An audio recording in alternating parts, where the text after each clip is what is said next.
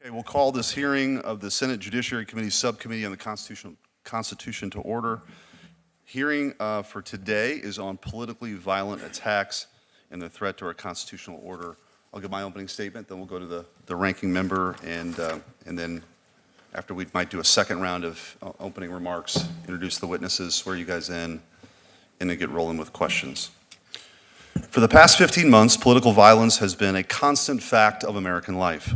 We've seen arsons and bombings, armed ambushes and assaults, sniper attacks and mass shootings, riots, and violent mobs on our city streets. We've seen assassinations, we've seen murder, we've seen death. None of this is random. It's organized, coordinated political terror. The people behind this violence are not common street criminals. They're not driven by money or drugs or gangland turf disputes. They're determined, militant extremists who wield violence for political ends. They know that their vision would never win at the ballot box, so they've chosen terrorism instead. They know their ideas could not win in the marketplace of ideas, so they shoot up the marketplace. Last year, President Trump survived not one, but 2 assassination attempts. In Butler, Pennsylvania, he escaped a sniper's bullet by a centimeter in a split second. Only weeks later, in West Palm Beach, another would-be assassin camped out for 12 hours in the brush outside of Trump International Golf Club, armed with a loaded rifle, burner phones, a GoPro, hoping to finish the job. Less than 2 months later, a healthcare CEO was gunned down in cold blood on a New York street by a left-wing extremist who called his victim a parasite who had it coming. Within days, left-wing activists had made the murderer a folk hero. In California, they pushed a ballot measure named in his honor. A poll taken 10 days after the murder found that nearly half of very liberal Americans had a favorable view of the killer, whereas just 8% of very conservative Americans felt the same. Then came an all-out war on immigration and customs enforcement.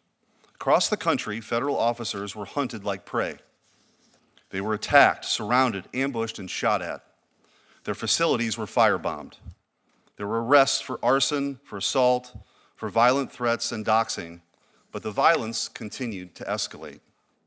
On July 4th, 11 members of an Antifa terror cell carried out a coordinated ambush on an ICE facility in Texas. They arrived in 2 vehicles, loaded with semi-automatic rifles, handguns, Molotov cocktails, body armor, and encrypted radios.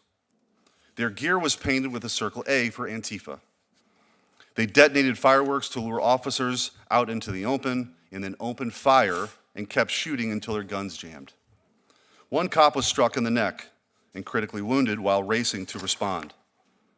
Just 3 weeks later, a transgender shooter entered a Catholic elementary school in Minneapolis and opened fire on hundreds of children while they prayed. Dozens were wounded. 2 little children, a 10-year-old girl and an 8-year-old boy, were killed. The shooter marked his guns with slogans like, "Where is your God now?" and posted videos using an image of Christ for target practice. 2 weeks after that, Charlie Kirk was murdered while speaking to students in Utah. The killer told friends and family he did it because Charlie was full of hate. Social media exploded with gloating celebration. Thousands upon thousands of people, journalists, professors, and government employees could not contain their glee that a father of 2 young children had been gunned down in broad daylight. When Americans gathered to mourn him, they were attacked there too. In El Paso, an arsonist set fire to a church holding a vigil in his memory. A week later, a man opened fire into an ABC news station in Sacramento, just days after the network suspended Jimmy Kimmel's show. Police found anti-Trump writings in his car and a handwritten note that read, "Patel, Bongino, and Pam Bondi, they're next." And just last week, an anarchist radical was arrested for placing a $45,000 bounty on Pam Bondi, posting an image of the Attorney General with a sniper dot on her head. The caption read, "Wanted, dead or alive, preferably dead." A week after the ABC shooting, a sniper opened fire on an ICE facility in Dallas, killing multiple people. Investigators recovered shell casings etched with the words anti-ICE. And this month, a man who flew across the country to murder Justice Brett Kavanaugh received a sentence of just 8 years. He brought a gun, ammunition, a knife, duct tape, and zip ties to kill a sitting Supreme Court justice in his own home while his wife and kids were present because he didn't like the way he might rule on gun control or abortion. This is the nature of political violence in America today. It's driven by a system far larger than the people who commit the act itself. We've seen this system in action. We have not forgotten what happened in 2020. 5 years ago, violent mobs burned and looted their way through our cities. The press called the riots mostly peaceful, though. Ivy League academics celebrated them as righteous acts of resistance. The wealthy corporations in the world donated billions to keep them going. Vice presidential candidates bailed rioters out of jail. Prosecutors declined charges. Judges released arsonists and anarchists just hours after their arrests. The same public health experts who banned funerals and shut down churches declared mass protests justified because racism is a public health crisis. Politicians reserve their outrage not for criminals torching police precincts, but for the officers trying to defend them. The largest cities in the nation slashed their police budgets by hundreds of millions of dollars, unleashing a deadly wave of violent crime on a scale not seen in decades, the largest single-year increase in murders in more than a century. The activists on the ground claimed to be revolutionaries fighting the powers that be. But the truth is, they were backed by the full force of the ruling regime. The mobs that torch cities, the radicals who ambush ICE agents, the activists who terrorize judges at their homes, all of them are foot soldiers in the same regime. A regime whose foundational ideology is that we're born either as victims or oppressors, and it is the duty of revolutionaries to impose their vision of equity upon us all. This sustained campaign of violence is explicitly and specifically political. It is motivated by a distinct and fanatical ideology, rabidly anti-American, anti-Western, and anti-civilization itself. It is a worldview that indicts the United States as an illegitimate nation born in evil. By now, most Americans have heard this language. It has dominated our public life for years. These are not fringe ideas any longer. They have not just been tolerated, but actively embraced, repeated, and amplified through the largest megaphones in our country. To my friends on the other side of the dais who may take offense with these categorizations, how often have we heard Democrats praise these radicals for their idealism? How many elected officials have called riots the language of the unheard? The violence stalking our streets today is a feature, not a bug. There is an evil but consistent logic to it. It's the natural and logical result of the ideology itself. If the violent elements' ideals were so praiseworthy, then the system which obstructs their fulfillment is to blame. And why work within a blameworthy system for praiseworthy ends? To these people and this movement, the only acceptable goal is the destruction of the system and its leaders. The central idea of every revolutionary project is that utopia must be achieved through any means necessary. If you truly believe that Charlie Kirk is an existential threat to your safety, and you've bought into the nonsense that words are violence, then silencing him by any means could seem necessary. If you believe that mass migration is an inalienable right, then opening the floodgates to uncontrolled immigration, tearing down the border and attacking those who defend it might look like justice to you. If you believe that America was conceived in murder and built on stolen land, then you feel no moral obligation to respect and obey its laws. If you truly believe the police are the armed enforcers of racist oppression who indiscriminately murder innocent victims in the streets, then you might see violence against an officer as an act of brave resistance. When Charlie Kirk was murdered, one of his killer's bullets was engraved with the message, "Hey fascist, catch." But who taught him that Charlie Kirk was a fascist? Who conceived him? Who convinced him, I should say, that Charlie's hate made his murder a righteous act? Who told him over and over again that people who believe what Charlie Kirk believed are threats to our democracy? He didn't invent that worldview. He learned it, as did each and every one of the arsonists, assassins, and militants who came before him. Perhaps the people in power who said these things didn't really believe them, but clearly some of the people who listened to them did.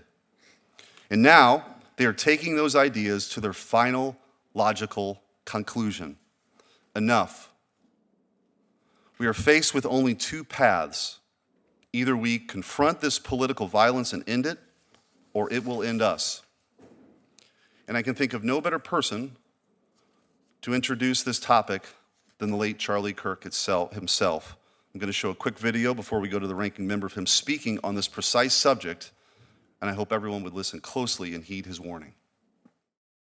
Now on Thursday, more violence from the radical left, this time directed at Turning Point USA and their group on the campus of UC Davis. Here with more, Turning Point USA founder, CEO Charlie Kirk. It's interesting, we were texting, about a week ago, and I kept saying, you know, it takes a lot of courage for you and your group and these young kids to be setting up in these hostile environments on college campuses. And, you know, lo and behold, it's not the first time it's happened, but we'll show the video as you're speaking. Tell us everything that went on.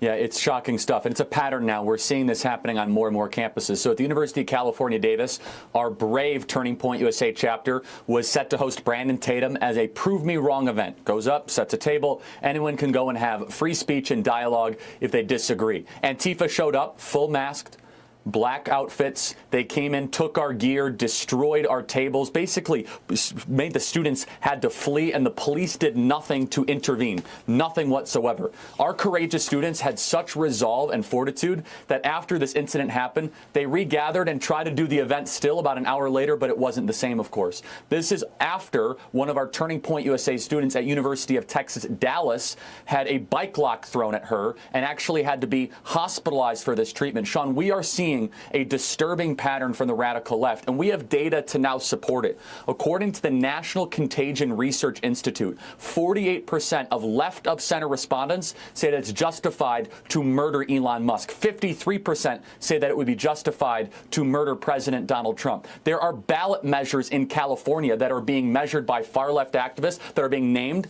I should say, after Luigi Maggioni. We have to take a step back here and ask our question, what's really going on here? There's a deeper thing than just political disagreement. If you are on the front lines like our Turning Point USA students, you are potentially putting your safety, your well-being, and God forbid, your life in jeopardy for simply being a conservative on a college campus.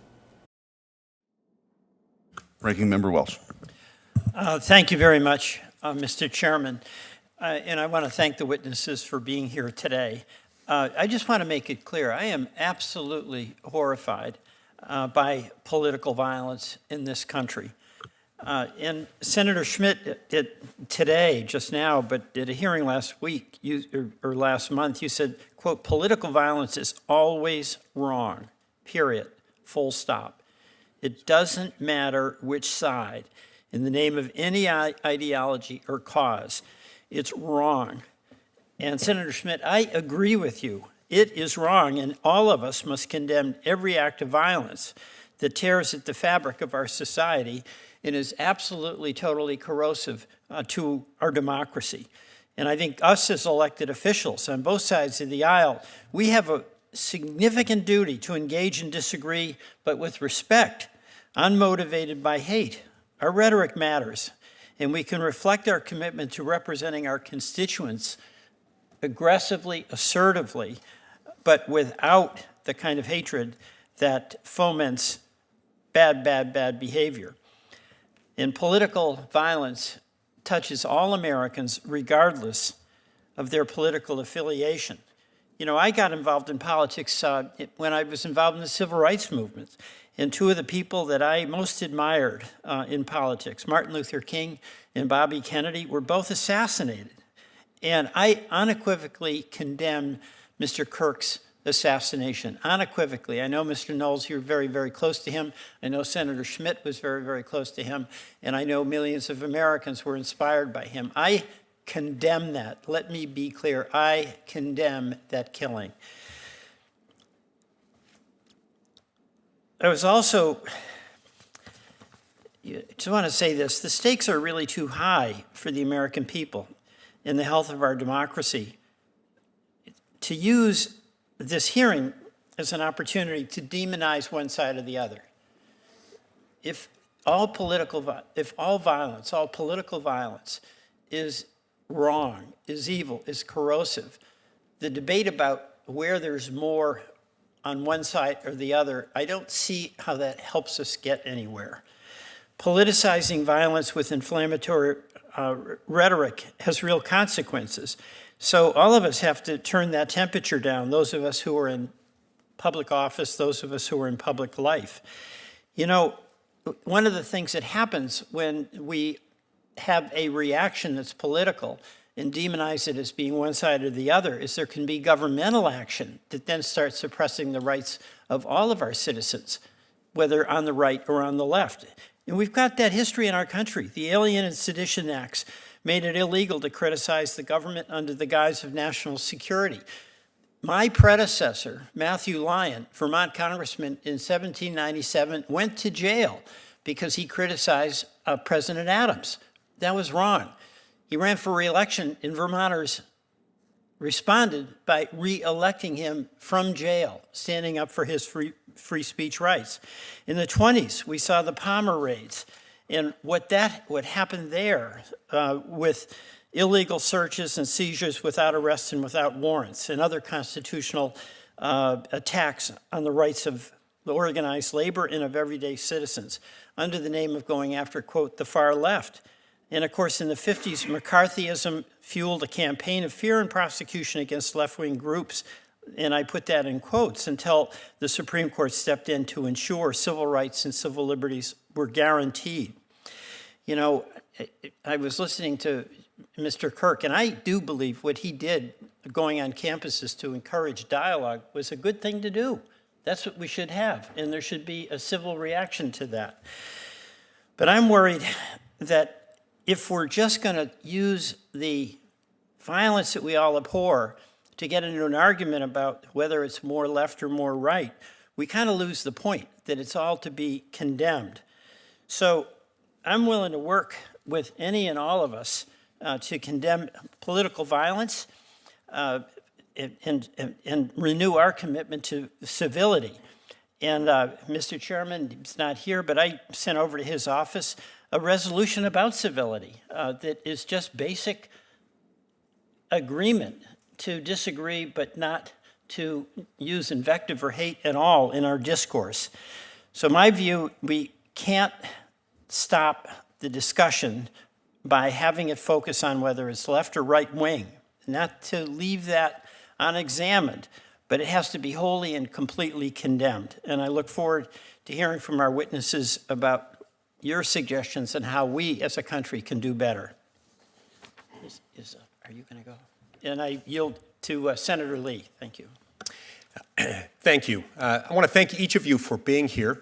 I look forward to hearing your testimony. I'm also very grateful to Senator Schmidt, Ranking Member Welch, and those who put together this hearing, working with them.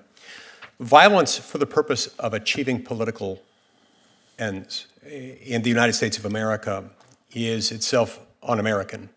It's something that is anathema to who we are as a people, and it must be universally condemned and should be regarded as an unthinkable relic of societies that manifestly lack the rule of law, because it is. Our republic has regrettably become infected by a type of ideological cancer, one that tends to excuse even the most heinous acts so long as they can be said to achieve or somehow advance politically favored causes. Now, because of the way our news media tends to lean and a number of factors, those are often leftist causes that are embracing this.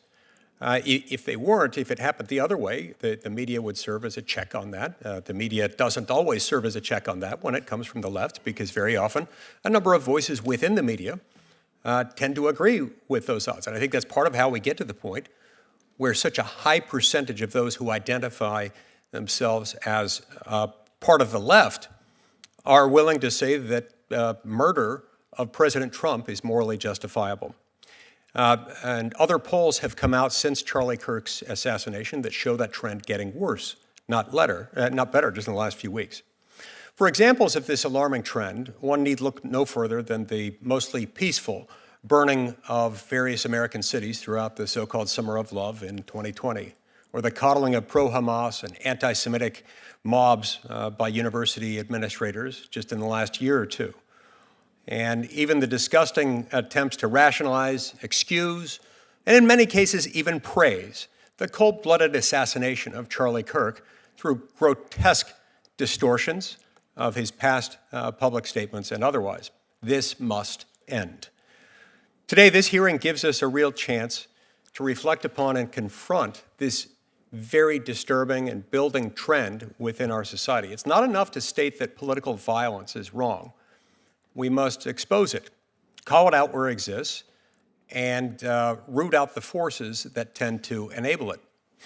Now, to those who would cite the First Amendment somehow in defense of actions that cannot be defended on their own merits, let us be very clear.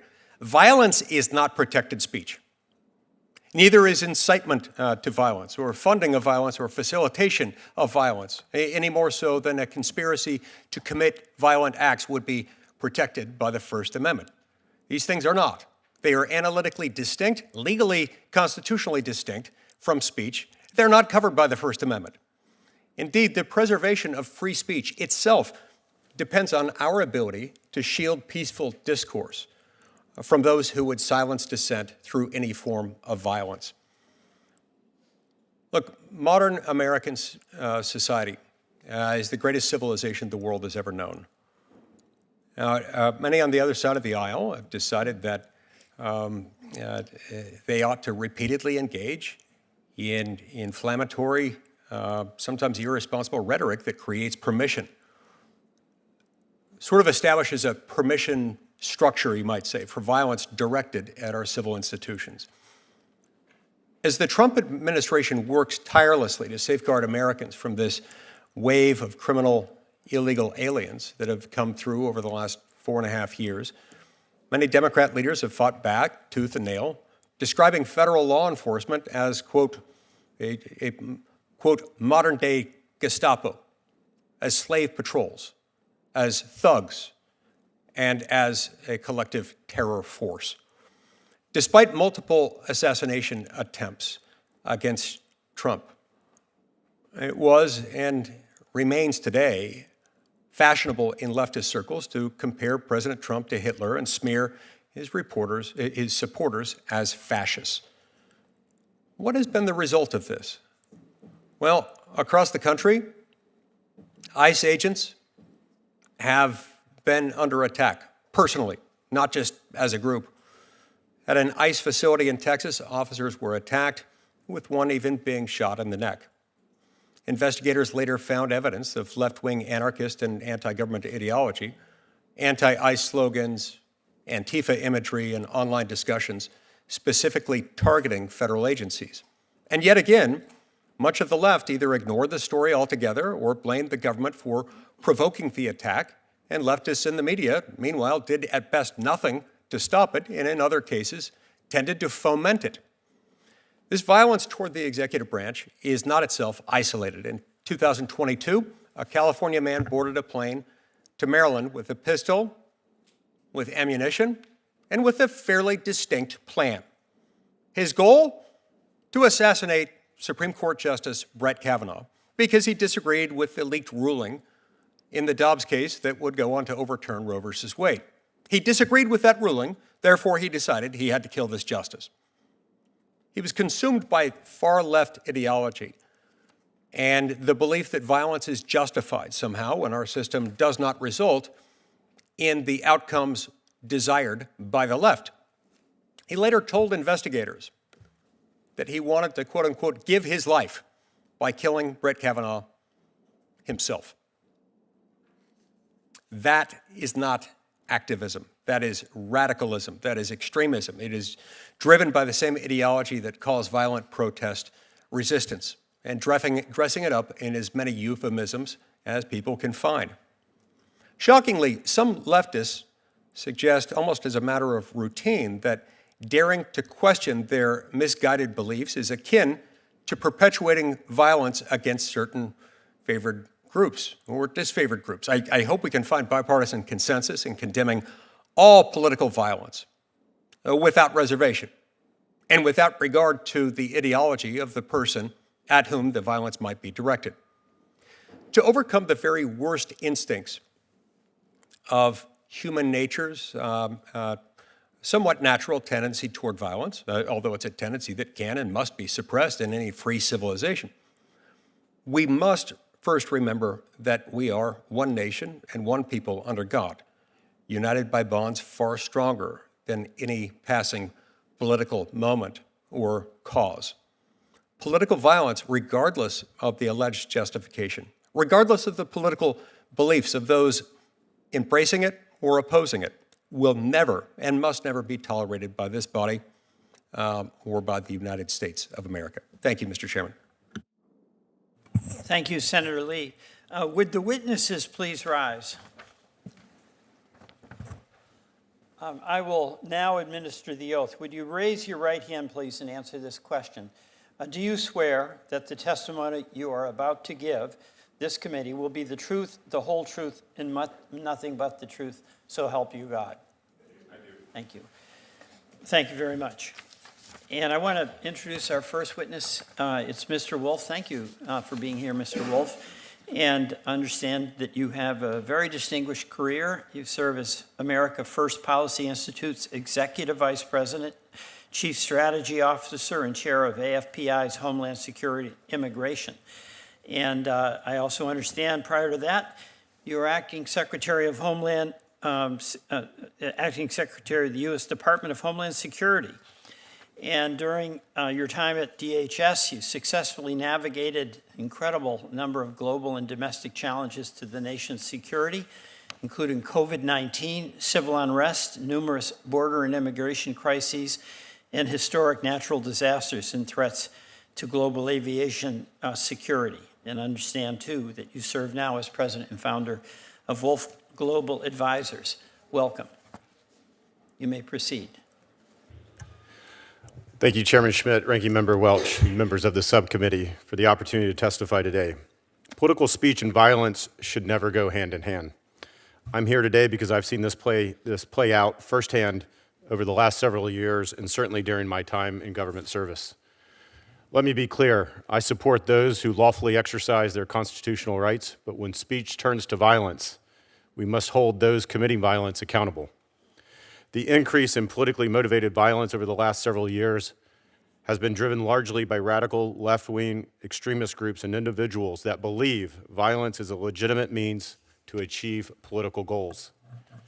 A recent analysis by the Center for Strategic and International Studies shows that, quote, left-wing violence has risen in the last 10 years, and left-wing incidents in 2025 are on track to reach 30-year highs.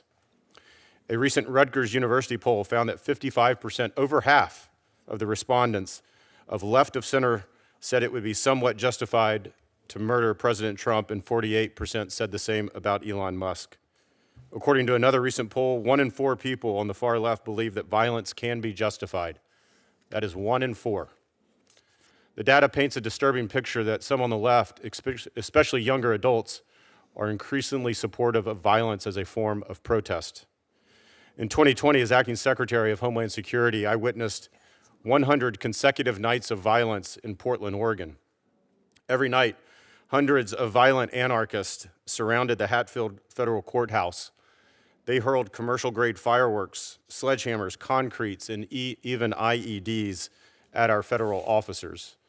They set fire, they vandalized property, and assaulted law enforcement. Their goal was not peaceful protest. It was destruction, coercion, and intimidation. At the time, I pleaded with local officials, including the governor and the mayor there in Portland, to help protect our officers, and time again, they refused to act. They chose politics over public safety. The result was more than 280 injuries to law enforcement officers and millions of dollars of damage to federal property and to local businesses.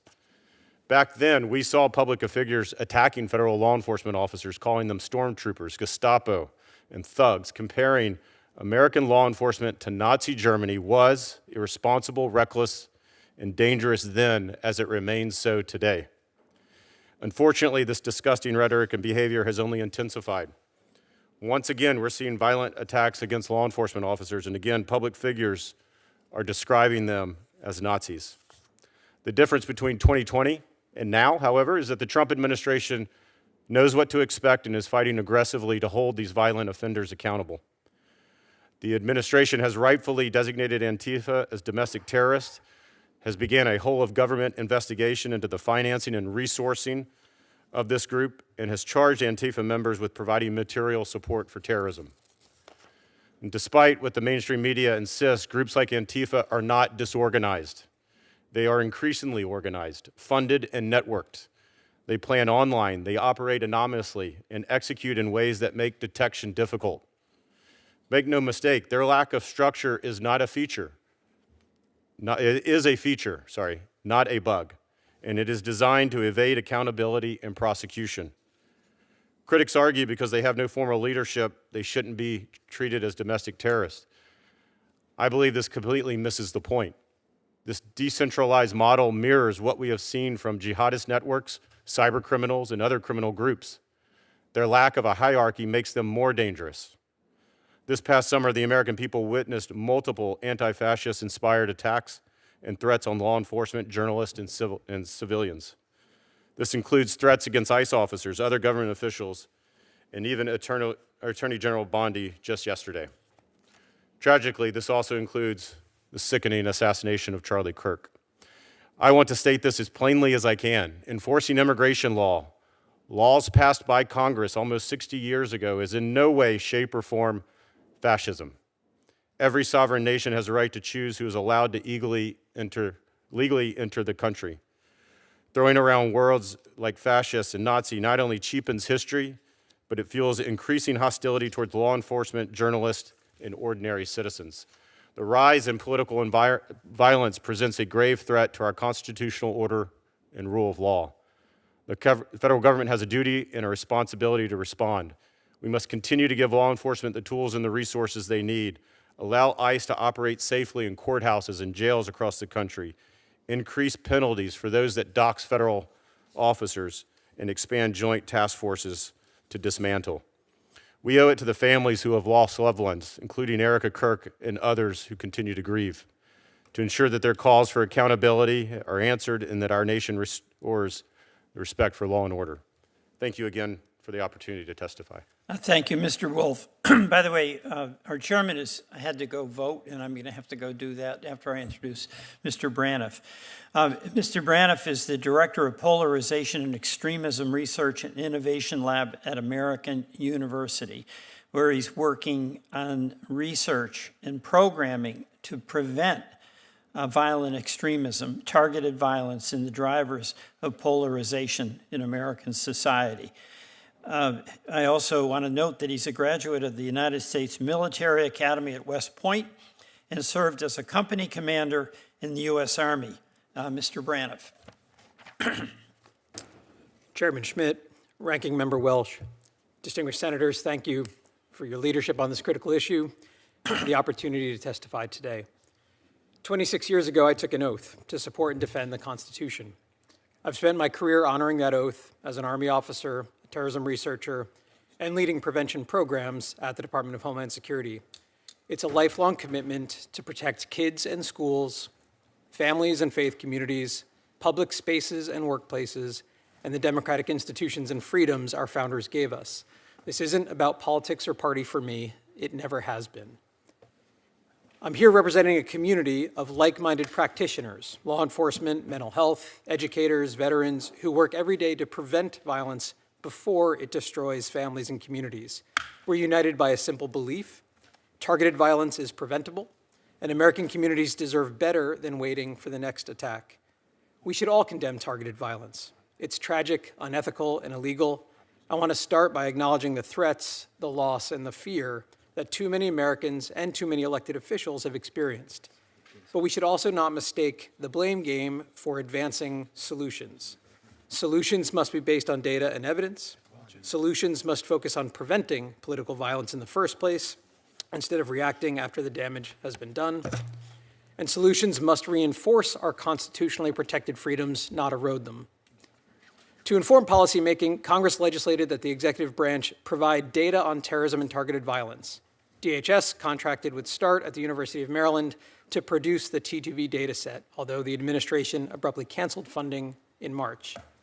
START data demonstrate clearly that violent events do not fit neatly into any one ideological category, and that there has been an alarming increase in attacks and credible plots in the United States, including over a 2,000% increase in mass casualty plots since the early 1990s.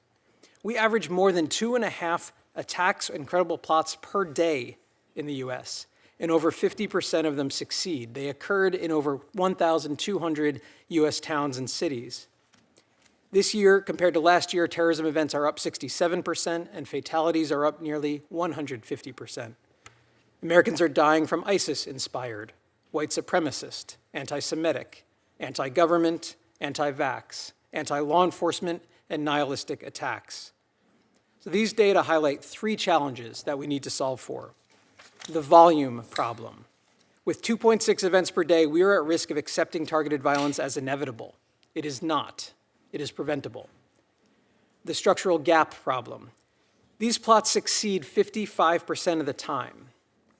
The structural gap is due to appropriate limitations placed on criminal justice investigations to protect privacy, civil liberties, freedom of speech, and freedom of association. So we can't fill the structural gap with criminal justice-only solutions and maintain the freedoms enshrined in our Constitution.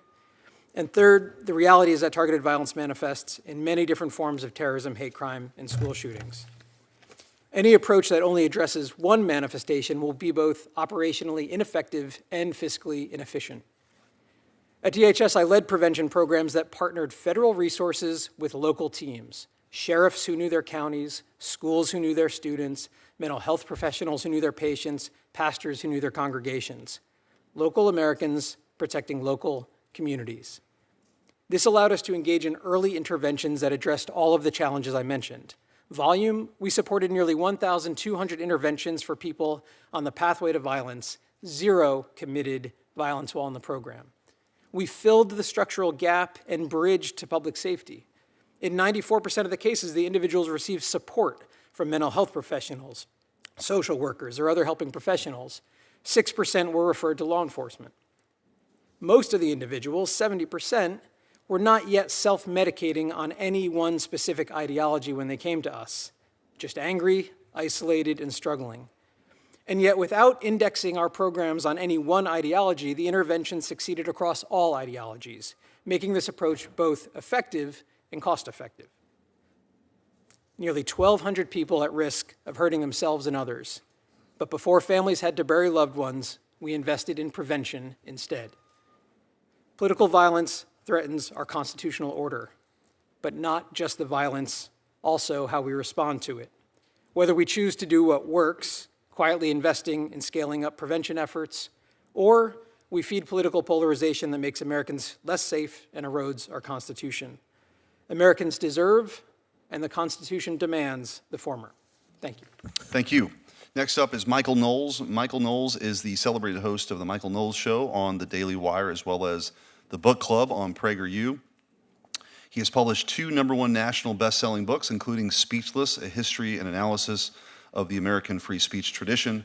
Michael has received numerous awards, including the Conservative Mind Award from the American Conservative magazine and an honorary doctorate of Humane Letters from Ave Maria University. Michael is a graduate of Yale and has lectured at universities and research institutions around the world. The floor is yours. Thank you, Chairman Schmidt, Ranking Member Welch, and all the members of this committee. The ranking member suggested that we condemn political violence, which surely we must all do, but then he suggested that we not try to pinpoint exactly which side the violence comes from. This seems to me confusing and misbegotten, as one cannot solve a problem if one does not know where the problem lies. In light of the murder of my friend Charlie Kirk by a leftist assassin, I am gratified to see that at least some members of our federal legislature are now confronting the consistent and escalating pattern of left-wing terrorism in the country. Lest I be accused of partisan invective, on September 23rd, no less an emblem of American liberalism than The Atlantic magazine published an article citing a recent study from the Center for Strategic and International Studies, admitting that the left is more violent today than the right. Less honest liberals, including members of Congress, continue to deny this fact. Democrat Congressman Seth Moulton, for example, reacted to Charlie's assassination by blaming the right. Congressman Moulton claimed that 3/4 of political violence in the United States comes from the right, while only 4% comes from the left. That claim struck me, as it probably does many of you, as suspect. So I looked into just a few recent examples that came to mind of prominent left-on-right violence. The Covenant School Massacre in Nashville, in which a trans-identifying shooter murdered Christian school children after outlining her ideological motivations. According to authorities, there was no ideological motive there. Go figure.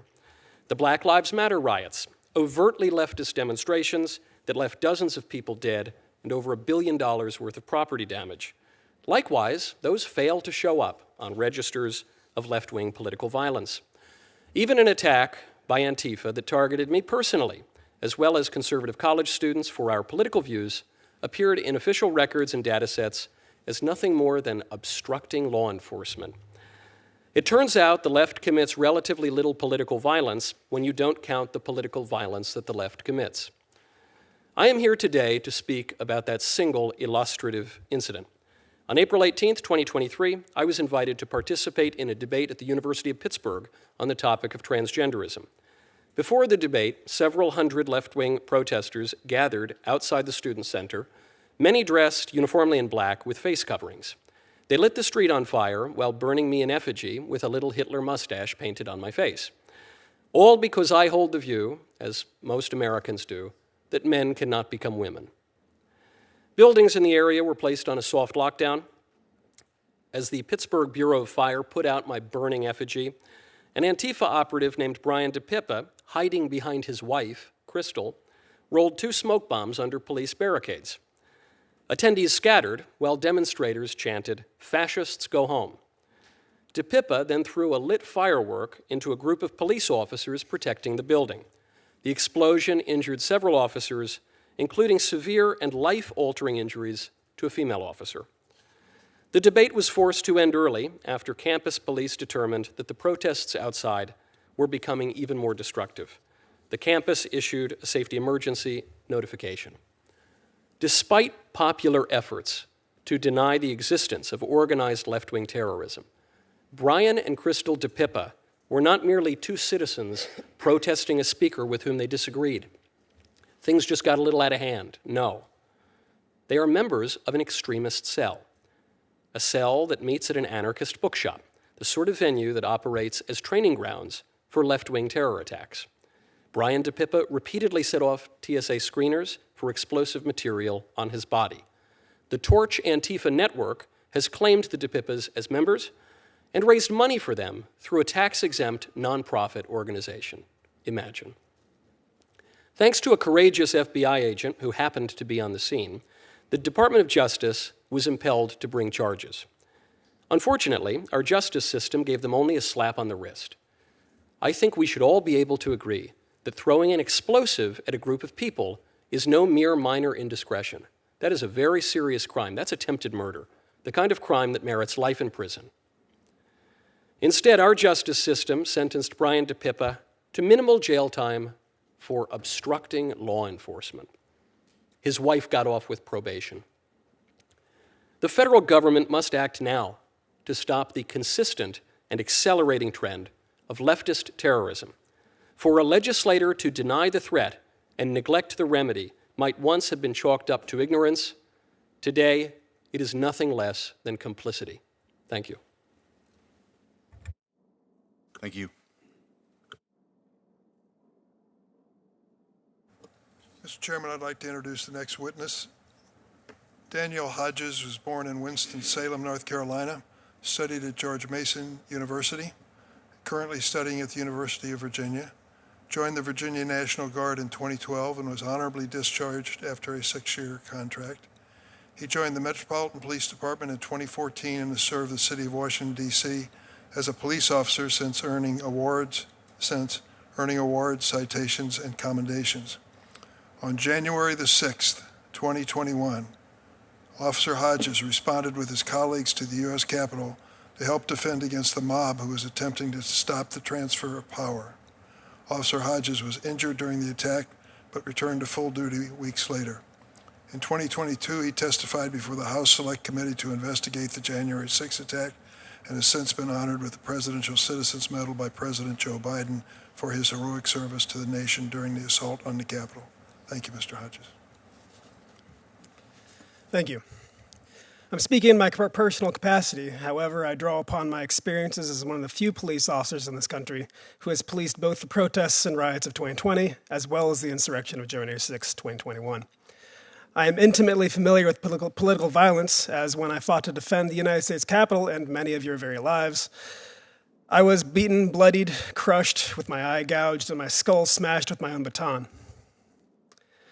Political violence is a worthy topic for discussion. However, the press release I saw from the subcommittee chair made it clear that this was not going to be an honest consideration of various causes and effects, but rather a ham-fisted attempt to propagate the unsupported notion that liberal ideology is the greatest origin of modern political violence.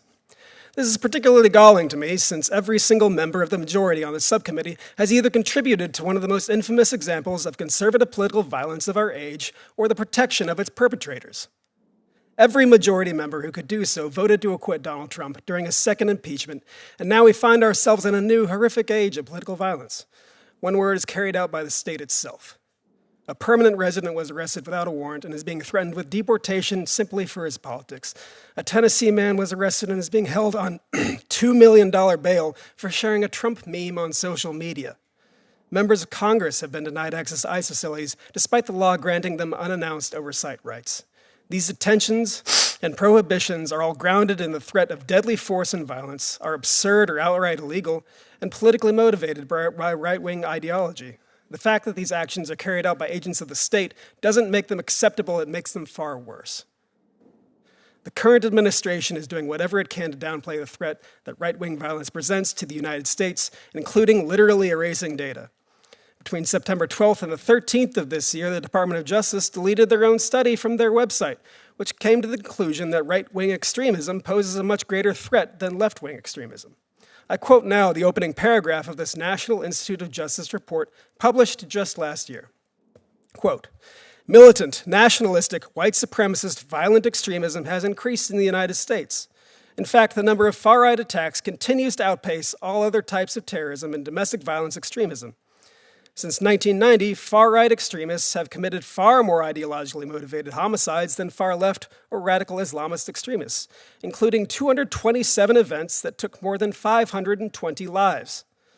In this same period, far-left extremists committed 42 ideologically motivated attacks that took 78 lives.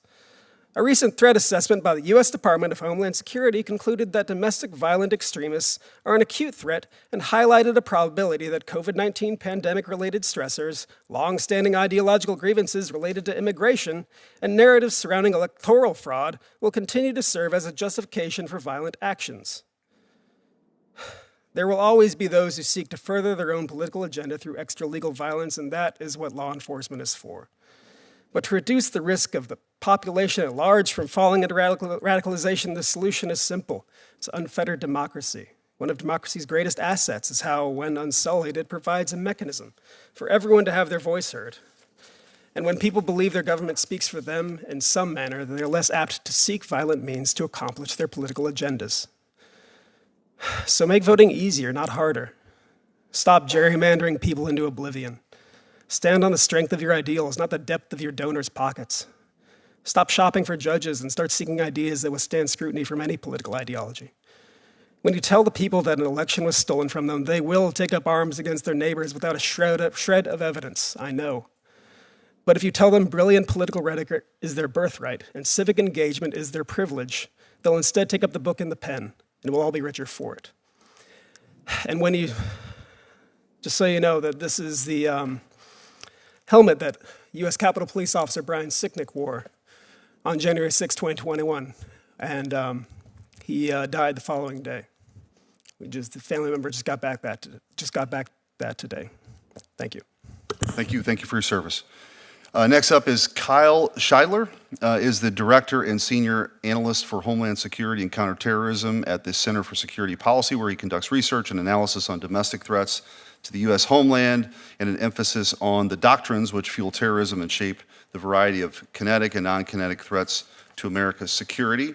He's briefed senior U.S. government officials, members of Congress, federal, state, and local law enforcement officers, and testified before the U.S. Senate Judiciary Subcommittee on the Constitution and the Canadian Senate Standing Committee on National Security and Defense. He is the author of Understanding Black Identity Extremism, Considerations for Law Enforcement, and editor of Unmasking Antifa, 5 Perspectives on a Growing Threat, and a contributing author to Saudi Arabia and the Global Islamic Terrorist Network. His writing has appeared at The Federalist, The Hill, FoxNews.com, and the Claremont Review of Books, amongst others. He's a graduate of Boston University and a Lincoln Fellow with the Claremont Institute. The floor is yours. Thank you, Mr. Chairman, Ranking Member Welch, distinguished senators. I would like to thank you for the invitation to testify today about the threat our country faces from growing political violence. In my capacity at the Center for Security Policy, one of the things I am most proud of is our program to provide educational briefings to law enforcement officers at the federal, state, and local levels.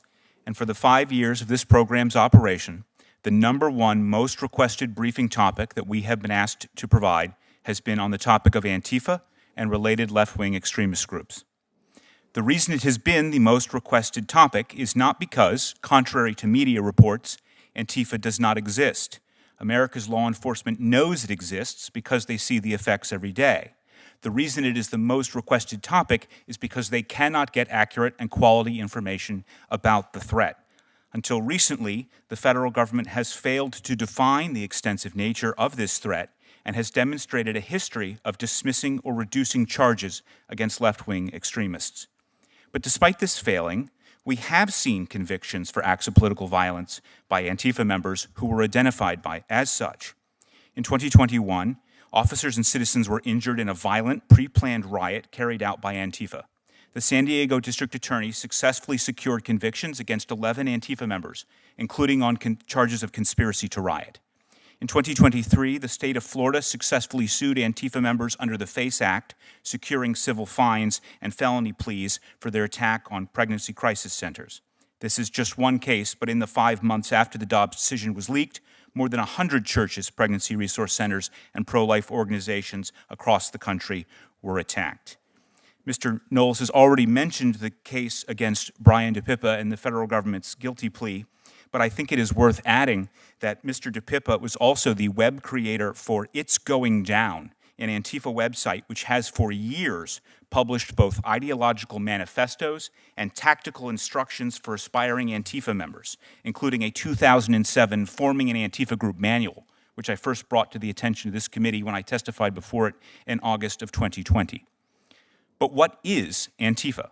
Well, as a recent Department of Justice indictment accurately describes, quote, Antifa is a militant enterprise made up of networks of individuals and small groups ascribing to a revolutionary anarchist or autonomous Marxist ideology, which explicitly calls for the overthrow of the United States government, law enforcement authorities, and system of law. Antifa adherents have espoused insurrection and advocated violence to affect the policy and conduct of the U.S. government by intimidation and coercion. That's a good working definition, which would bring U.S. law enforcement into line with the definitions which are utilized by other Western governments, which also have an Antifa threat. That would include Germany and Sweden. These networks of small direct action groups are connected through ideologically aligned organizations, online platforms, and support networks, which provide significant amounts of material support. But much of this material support is in the form of services rather than financial transactions. One example, the website Abolition Media posts communiques from the PFLP, the ELN, the PKK, and the MPA, all of them designated communist terror groups. That alone is actionable material support for terrorism. But it also posts claims of responsibility for anarchist arson attacks and propaganda on behalf of Antifa members currently in prison for violent attacks in the United States, Germany, Chile, Greece, and Hungary. The site distributes calls for actions and organizes efforts for Antifa groups across international borders, and even posted an anarchist manual discussing the value of, and I quote, complex coordinated terrorist attacks. If this site were promoting and advocating violence for al-Qaeda, there would be absolutely no question in the minds of U.S. authorities that it serves as a media arm for a terrorist organization.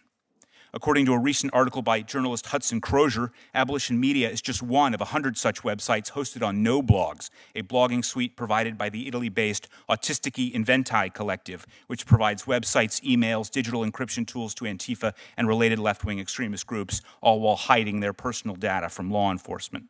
Very similarly, the International Antifa Defense Fund has distributed over $250,000 to 800 Antifa members across 26 countries, including not just for legal support, but up to 20% has gone to security improvements and emergency relocation costs for Antifa members. It would be a reasonable avenue of investigation to determine if funds have gone to help fugitive Antifa members avoid arrest. I look forward to working with the committee on ways U.S. policy and legislation might address the threat posed by Antifa and related left-wing extremist groups. Thank you. The chair will recognize Ranking Member of the Judiciary Committee, Senator Durbin, for his opening remarks. I thank Senator Schmidt for that courtesy. At the outset, I want to recognize law enforcement who are here today, including those who defended the U.S. Capitol on January 6, 2021, and the family members of those who are no longer with us. Ken Sicknick, brother of fallen officer Brian Sicknick, is here. He reminds us, and I quote, "The simple act of not letting the events of that day be whitewashed, revised, or forgotten is more important than anyone can ever know." That statement by Mr. Sicknick rings true, painfully true today. This hearing examines a critical issue, political violence in America. I've said before over and over from this podium and will repeat, violence is not acceptable, whatever the source or origin. I do not believe that one party owns the right to say it's the other party's fault. It is the fault of both parties in differing degrees, and it's our fault if we try to whitewash that reality. To seriously address this problem, we must be honest. We must start with the facts, not with partisan conclusions. To claim, as the chairman of the subcommittee has, and I quote, "Political violence comes predominantly from one side of the aisle, and don't give me this both sides BS," is not supported by the facts. In fact, those facts tell a different story. For more than a decade, data from the FBI, DHS, and nonpartisan experts show that far-right extremists have been responsible for most domestic terrorism, including most deaths by far. On this chart, which you can see behind me, from the Center for Strategic and International Studies, also known as CSIS, terrorist attacks from the right are in red and attacks from the left are in blue. CSIS found that since 2016, 112 people have been killed as a result of right-wing attacks, while 3 have died as a result of left-wing attacks. These are not partisan talking points. They are the facts established by federal law enforcement and national security experts across numerous administrations, both Democratic and Republican. Indeed, one of today's majority witnesses, Mr. Chad Wolf, in his confirmation hearing before Congress, as acting DHS Secretary during President Trump's first term, testified, and I quote, "White supremacist extremists, from a lethality standpoint over the last 2 years, are certainly the most persistent and lethal threat when we talk about domestic violent extremists. Far-right extremists were responsible for the January 6, 2021 attack on the Capitol. I lived through it. And they've been responsible for a string of hate-fueled massacres targeting ethnic and religious minority communities, including the 2012 Gurdwara shooting in Oak Creek, Wisconsin, targeting Sikh Americans, killing 7. The 2015 Mother Emanuel AME Church shooting in Charleston, targeting Black Americans, killing 9. The 2018 Tree of Life Synagogue shooting in Pittsburgh, targeting Jewish Americans, killing 11. The 2019 Walmart shooting in El Paso, targeting Latino Americans, killing 22.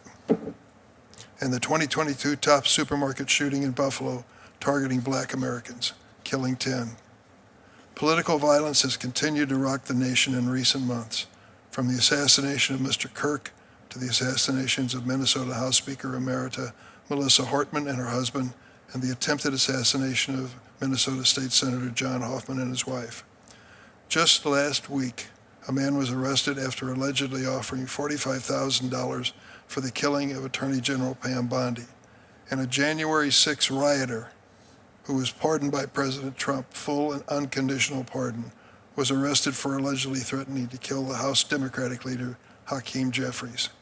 I've said it before and I'll say it again. There's no room for political violence in America, ever, ever, not from the right or from the left. I'm deeply concerned by the Trump administration's response to the political violence crisis.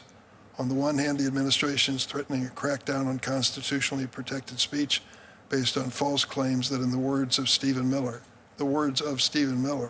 there is, quote, a vast domestic terror movement on the left. At the same time, the administration is gutting programs that have proven effective in combating domestic terrorism. For example, the administration has slashed the budget of DHS's Center for Prevention Programs and Partnerships by more than 30%, cut the center staff by 80 employees to fewer than 20, and appointed a 22-year-old Trump campaign official to run the center. We honor our Constitution and serve our country not by rewriting history or weaponizing tragedy, but by telling the truth, even when it's uncomfortable, because democracy cannot survive selective outrage or deliberate amnesia. To the officers and families here today and watching at home, we will never forget January 6. Our duty is to protect the truth, to defend the rule of law, and to be an American that rejects violence in every form. Thank you, Mr. Chairman. Thank you, Senator. I want to point out that the CSIS study that's been mentioned here and repeated ad nauseum excluded violence at protests from their study, allowing them to systematically ignore Antifa and Black Lives Matter riots. But they did make an exception for Charlottesville, interestingly. Even using their flawed methodology, CSIS recently reported that left-wing violence in 2025 outpaces right-wing violence. Imagine how much bigger that disparity would be if they actually weren't cooking the books. So without objection, I move to enter into the record an article by Tim Carney explaining CIS's biased methodology. Without objection, will be entered into the record. We'll start with questionings. Mr. Knowles, I want to start with you. You're not going to have any bigger proponent of free speech than me, given especially what I did in my last job and this one. I believe in it wholeheartedly. I think it's the First Amendment is the beating heart of our Constitution. But what we're really talking about here is conduct, of course, violent conduct. And you've talked about you can't really have this competition in the marketplace if the marketplace is being destroyed and shot up in many instances. How do we get at this problem? What's the road forward in your view? We might be able to find a little bipartisan agreement if we acknowledge something that both parties at different times have acknowledged, which is that marketplaces of ideas or any other kind of marketplace only function when there are rules and when we abide by those rules. You can't have a marketplace if bandits keep shooting up the marketplace. And this is why it's so important to identify where the threats to the marketplace have really been coming from. Have we seen left-wing speakers shouted down on campuses? Have we seen left-wing events interrupted by terrorists? Rarely so, if ever. I can't think of an occasion. I am amused that Senator Durbin began by warning against pointing to one side or the other, making this a partisan issue, before beginning one of the most partisan invectives that I have ever heard. But I'm not even opposed to a partisan invective here, because I think it is very important that we identify where the threats are. I think any honest Democrat even would have to acknowledge, as the Atlantic Magazine did, as even CSIS has acknowledged, that the threats today to the free marketplace of ideas come from the left. And so, in order to restore the open marketplace of ideas, the healthy exchange of ideas, essential to our self-government, we must regulate where the problem is. And today, the problem lies on the left. Thank you. Mr. Wolf, I want to ask you, and thank you for your service. A common refrain is that Antifa is an ideology, not an organization. Could you talk about, in your experience, how that is complete and utter nonsense, that this is actually a pretty well-coordinated organization with safe houses and money that's laundered internationally, quite frankly, not just domestically? Yeah, well, I think we've seen that across the country. I think the indictment by the Department of Justice in Texas talks about the Antifa cell there in North Texas, about how they do coordinate, how they do pool their resources. I saw it firsthand in Portland, although it was very difficult to prove at the time. Those types of anarchists and others there being well organized, being well funded, being resupplied daily, not that they were doing that themselves, but that they had help. And so as you look across the spectrum here, is Antifa like other organizations? Does it have a hierarchy and an org chart and everything else? No, it's very different. But that doesn't make it any less dangerous. That doesn't say, and that shouldn't mean from a law enforcement perspective, well, let's not actually investigate. Let's not actually start to look at who these individuals are, how they're organized, how they're funded, how they're financed. Just because they're decentralized doesn't make them any less threatening. Thank you. Mr. Shideler, I'm going to go to you and pick up on that point because you alluded to it in your testimony. Understanding what Antifa is and its connections and organization, what are some suggestions you might have of how we could get at this problem of this radical organization hell-bent on destroying America? I mean, this is their stated mission. How do we get about that? Well, I'm a firm supporter of the president's recommendation to target Antifa as a foreign terrorist organization. There are a number of Antifa organizations that operate across Western Europe and Latin America, which would be justified. We would be justified in designating as a foreign terrorist organization. There are also a number of networks which provide material support, including the one that I mentioned in my testimony, and that is a very common method in which Antifa receives support. Much like, for example, Islamic State or Al-Qaeda, where they host media outlets like Dabiq and Inspire, which will give you both ideological instructions as to how to become Antifa, what you need to believe and how you need to believe it. They also provide instructions on what you should do if you wish to be Antifa, including how you should organize, how you can avoid arrest, what encrypted apps to use, what websites to use. They'll also provide instructions on how to destroy critical infrastructure, including 5G wireless communications, and how to derail trains. As, for example, the website It's Going Down did in a case that was related to two anarchists in the Pacific Northwest that derailed a number of trains in which the federal government was able to achieve a conviction. So these networks can be targeted for engaging in material support for terrorism. We are not talking about speech. We are talking about manifestos describing how to overthrow the government and how to do that with violence. Thank you. And President Trump has designated Antifa as a domestic terrorist organization, and I've written to Secretary Rubio for the foreign terrorist organization, and we'll see what happens with that. Ranking Member Welch. Thank you very much, Mr. Chairman. I want to ask Mr. Hodges, you were here in duty, in uniform, on January 6th. Can you tell us just what you went through and what the size of the crowd was that was attacking the Capitol? Certainly. I'll try to be brief. It was a very long day. Started at 7 in the morning on Constitution Avenue. As everyone filed into the ellipse to hear Trump give his rally, so to speak.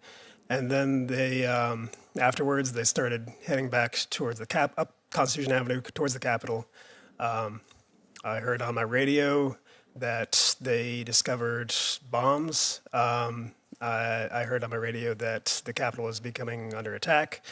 The commander who was on scene at the Capitol was getting overwhelmed and called for my platoon to reinforce them. So we did. We got on our pads, made our way down to the Capitol. So you went to where the trouble was? Correct, yes. We got as far as the edge of the western property, but the crowd was so dense, we couldn't get any closer than that in a vehicle. So we got out on foot, started making our way towards the Western Terrace itself. While we were walking through the crowd, all Trump supporters, Trump flags, Trump gear, they started yelling at us, calling us stormtroopers, telling us to remember our oaths, calling us traitors, and we hadn't done anything yet. So you were uniformed officers, right? Yes. No mask. Correct. And you were insulted with Yes. those terms. Yes. stormtroopers, remember our oaths, all that nonsense. And then eventually, when we were making our way through the crowd, we were attacked. Cut off from our leadership. I was hit over the head from behind, lurched forward, and someone tried to steal my baton. I was able to retain my weapon, and I tried to forge a path through the crowd. Unfortunately, I looked back and saw that the rest of my colleagues were under attack from more of the mob. I went back to try and I succeeded in pulling some of the assailants off my colleagues until I was attacked again.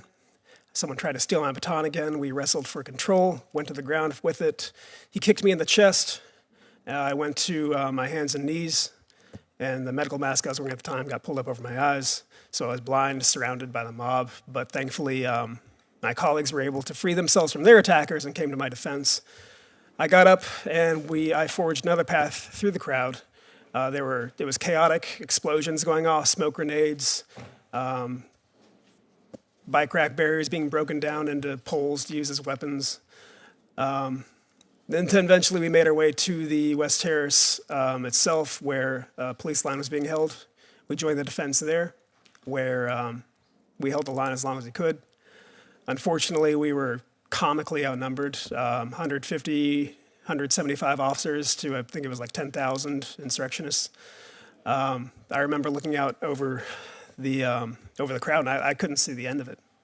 I couldn't see the end of their numbers. And they broke through. About 3 or 4 of them attacked me, pushed me into a waist-high barrier. One of them reached underneath my visor, gripped my face with his hand, and tried to gouge out my eye with his thumb. I was able to shake him off before any permanent damage was done. But we lost the line. We had to fall back to the building itself, and that's what we did. Thank you very much. And I understand that the brother of Officer Seskik is here. I just want to acknowledge him. He's the officer who died, one of your fellow Capitol Police officers. I want to ask a question of the panel. As you know, everybody who was involved and convicted was pardoned. Raise your hand if you believe that those pardons were appropriate. All right, so that includes pardons for folks who were involved in attacking Officer Hodges. It does. You know, Mr. Chairman, I have to say, Are we being invited to speak, or is... Pardon me? Was that an invitation to speak, or No. were you... Oh, understood. It was not. I mean, but you said, and I said, and I agree with you, political violence is to be condemned, whether it's on the right or the left. I mean, we just heard a pretty frightening description of political violence on a sustained basis against this Capitol Police officer. And there's a view that he should be pardoned. I guess I'll just say I disagree with that. I yield back. Senator Cornyn. Thank you for being here. I'm glad at least we can agree on one thing, that political violence is unacceptable, no matter where it comes from. But I want to talk about the leadership and what some leaders have said, which I believe has contributed to that political violence. In 2018, when Nancy Pelosi was asked about policies she disagreed with, instead of saying she would do her job and legislate or try to persuade people to the contrary, she replied, "I just don't even know why there aren't uprisings all over the country, and maybe there will be." About that same time, Kamala Harris was asked about being stuck in an elevator with President Trump, Mike Pence, and Jeff Sessions. And she replied while laughing, "Does one of us have to come out alive?" And then there's this. In March 2020, the majority leader of the United States Senate, Chuck Schumer, said about Supreme Court justices the following: "I want to tell you, Gorsuch, I want to tell you, Kavanaugh, you have released the whirlwind, and you will pay the price. You won't know what hit you." In August 2020, Representative Ayanna Pressley said, "There needs to be unrest in the street. encouraging rioters. Then Maxine Waters said in 2021 that Democratic rioters should, quote, get more confrontational, close quote, with police. She said, if you see anybody from Trump's cabinet in a restaurant, in a department store, at a gas station, you get out and create a crowd and you push back on them and you tell them they're not welcome anymore, anywhere. And then in 2023, Delegate Stacey Plaskett said on MSNBC that President Trump needs to be shot. In 2024, President Biden told Democratic donors that it was time to put Trump, this is the President of the United States, told Democratic donors it was time to put Trump in the bullseye. And recently, Alexandria Ocasio-Cortez posted in an Instagram story that people should resist ICE. And then Jasmine Crockett, a member of the House of Representatives from the state of Texas. Kayla Hamilton was a young woman who was sexually assaulted and strangled to death by an illegal alien, an MS-13 member. I lead a bill named in her honor here in the Senate. Representative Jasmine Crockett called Kayla Hamilton a, quote, random dead person. We've talked about the person, the would-be assassin that was going to kill Justice Kavanaugh. And of course, the assassination attempts on President Trump. Does everybody on the panel feel like or believe that the individuals who actually commit acts of violence should be held accountable? Would you raise your hand? So we agree. Acts of political violence are unacceptable, and the individual who commits those acts should be held accountable. But I want to talk about the political leadership that I think has a greater responsibility, people who serve as the elected representatives of the American people. Is there anybody believe that they bear no responsibility for inciting or encouraging acts of violence?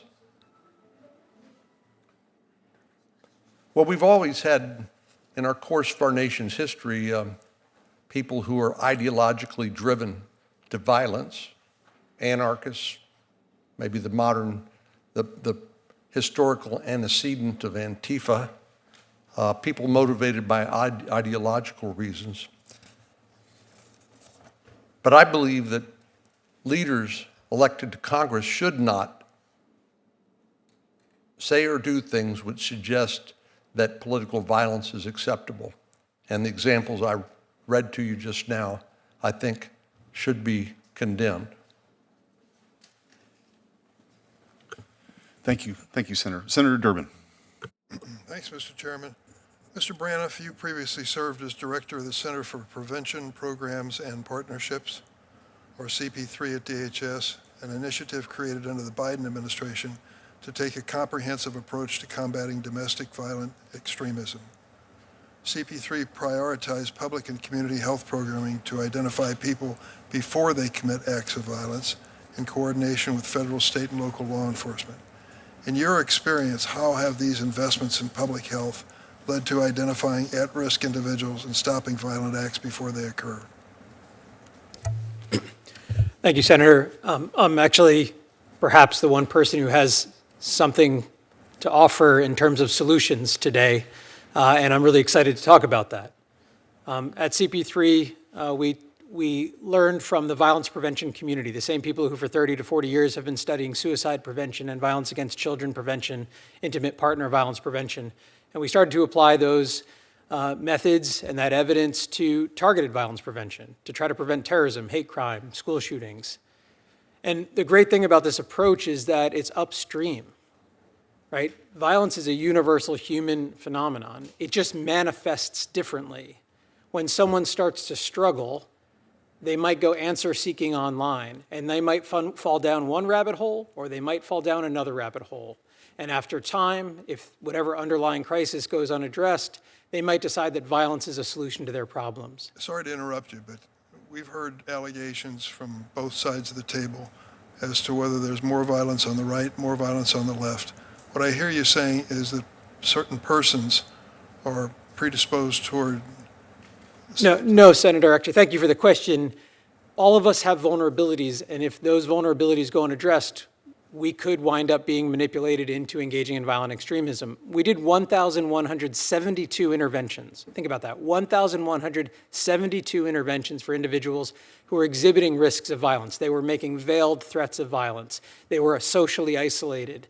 And those interventions were across the ideological spectrum. Some people were flirting with white supremacy. Some people were flirting with anti-government extremism.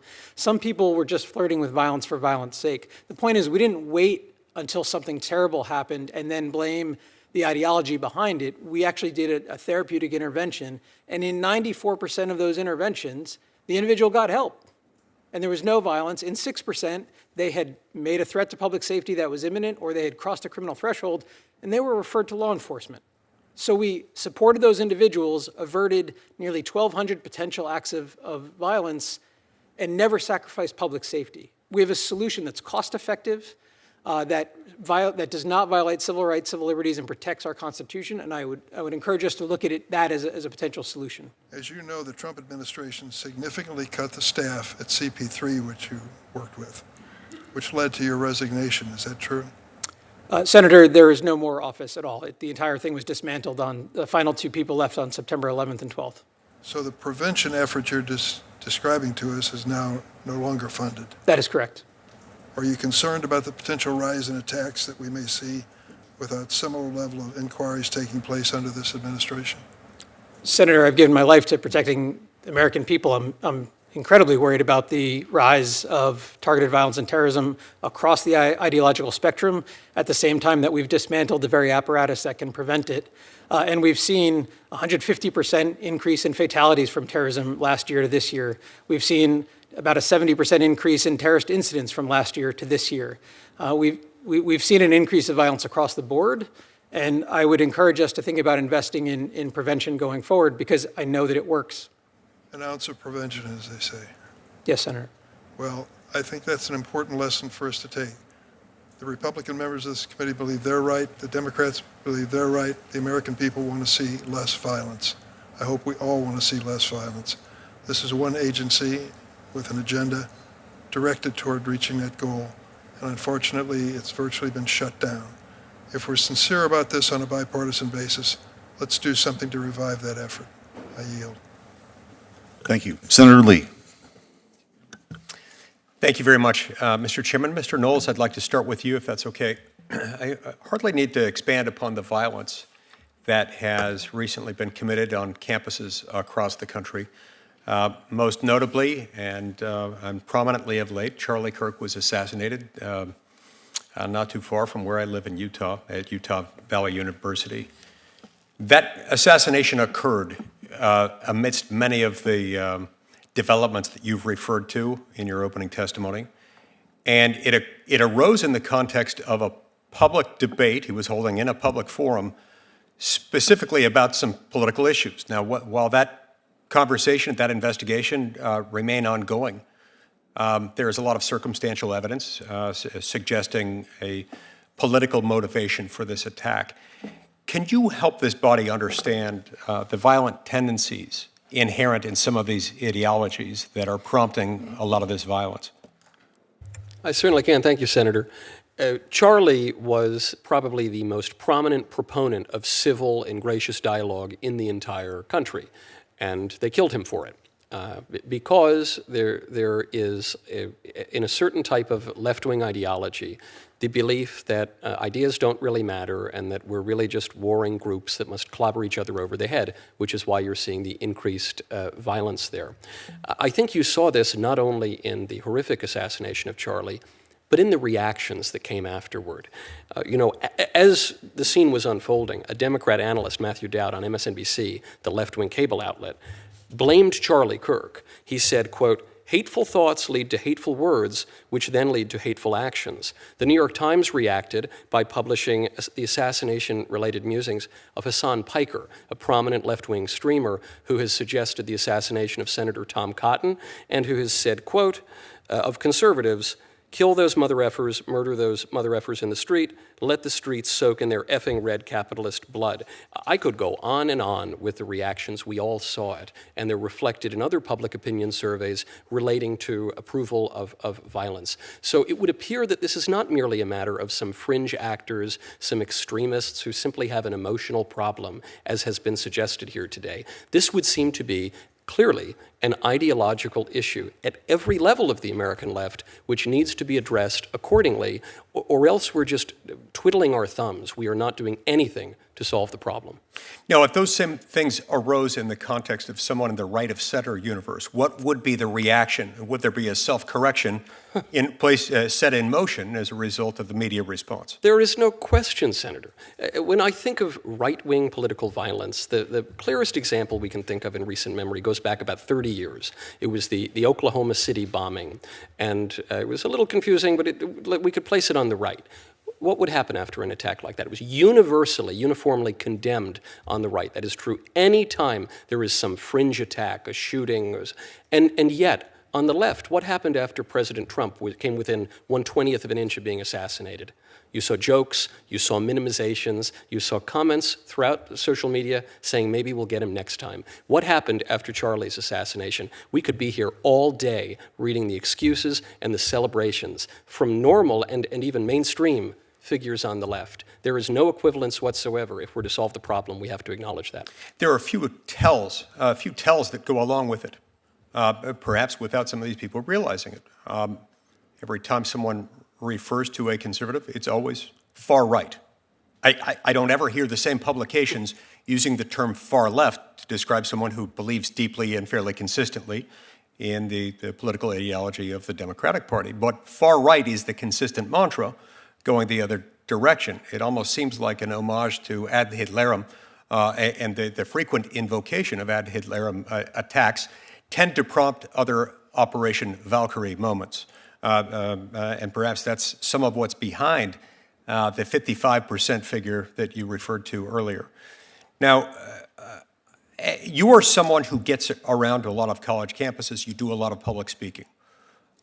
How has this impacted you personally, and what measures have you had to take, if you're comfortable sharing some of that with us, to ensure your own personal safety when all this is happening? We have dramatically had to increase security, of course.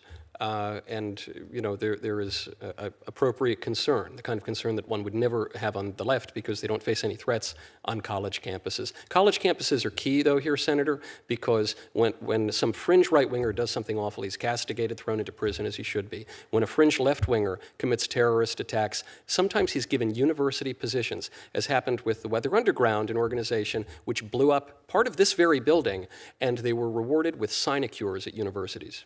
For you and for others in the movement, this means that it's more expensive. Yes. And from a personal security standpoint, a preserving your own life standpoint, far more risky than it would be for someone else. I can't help but wonder whether that is a feature and not a bug. Thank you. Thank you. It's also worth noting that a member of the Weather Underground, Bill Ayers, actually hosted Barack Obama's first fundraiser when he ran for state senate. Senator Booker. I find hearings like this frustrating. And they deepen, to me, what is a problem in our country, which is a growing tribalism and our inability to come together and work on issues where we have so much common ground. It's not a senator in the United States, and I know them well and have friends on both sides of the aisle, that condemns political violence, that does not condemn political violence. But when we hold hearings that come at this issue that reflects the partisanship of our time and the tribalism of our time, we don't get to a solution. We are in a crisis right now, and there is growing political violence and a growing justification for it.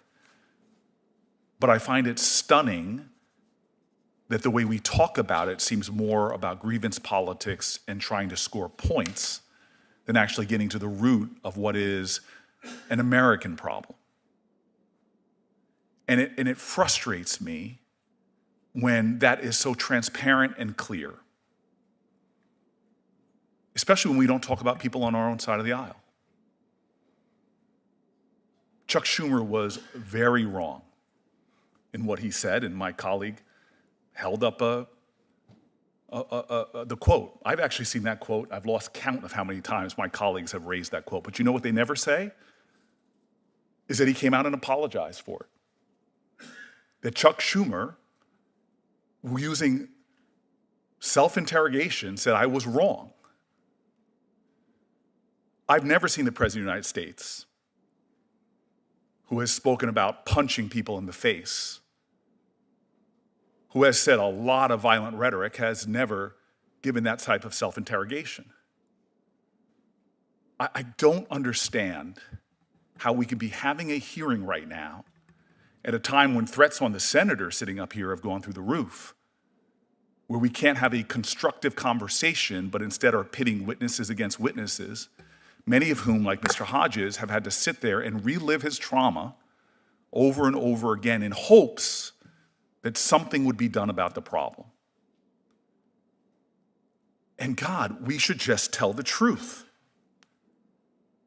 There is political violence. Extremists who have left-wing ideologies and right-wing ideologies. To say it's just one and not the other is to deepen the problem.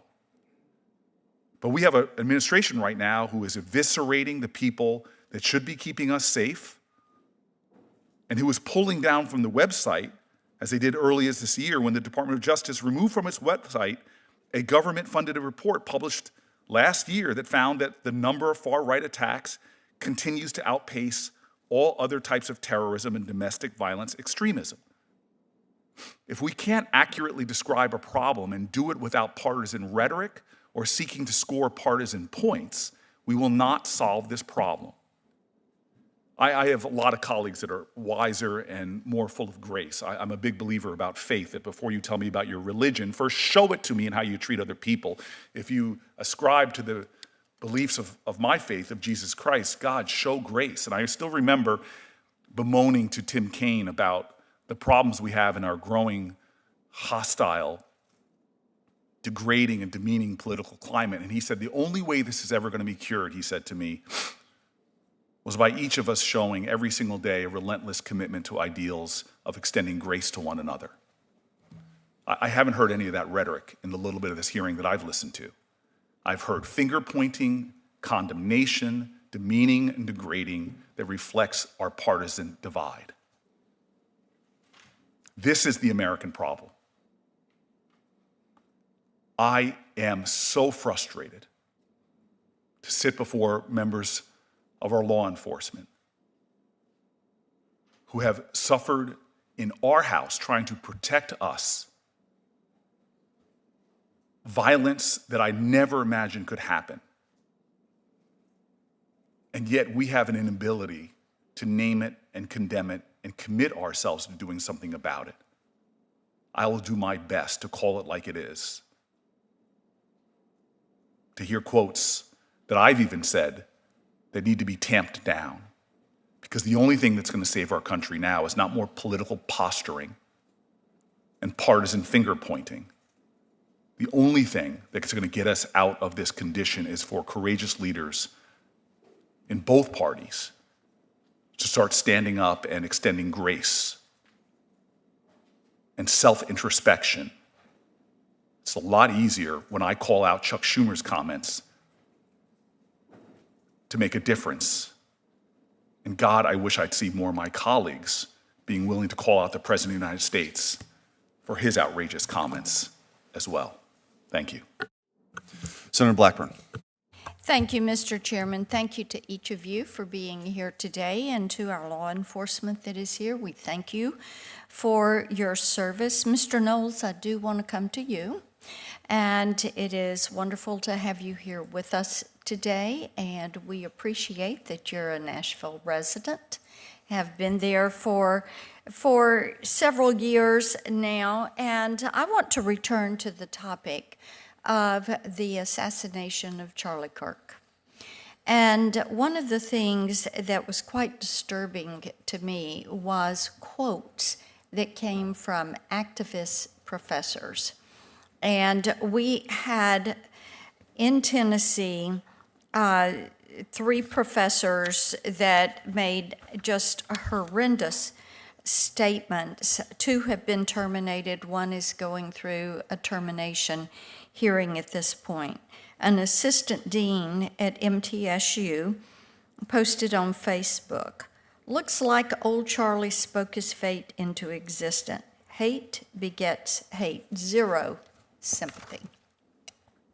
There was an assistant professor at the University of Tennessee, and their post referenced Charlie Kirk, and it was, "The world is better off without him in it, even those who are claiming to be sad for his wife and kids. His kids are better off living in a world without a disgusting psychopath like him and his wife." And then an English professor at Cumberland University posted on Facebook, "Crying about a Nazi getting shot while staying silent about the school shooting in Colorado today is peak Republican." Now, I believe that people that praise violence should not be anywhere near our children. I do not know of a parent that wants their child to be receiving instruction from an individual who glorifies and applauds brutal murder and the murder of a husband, a father, the murder of someone who believes, like me, that our nation has been kept free because we believe in robust, respectful, bipartisan debate. And I would like for you to talk for just a minute about what is happening in higher education and the role that seems to be playing in some of this violence and violent rhetoric. I think you make a marvelous point, Senator. You cannot possibly expect a parent to send their children to a school where the professors might endeavor to kill half the students. It would be like going to a restaurant with the assumption that the waiters want to poison half the customers or something like that. You can't go to a hospital where the nurses want to kill half the patients. It's just, you cannot operate a society that way. That is obviously beyond the pale.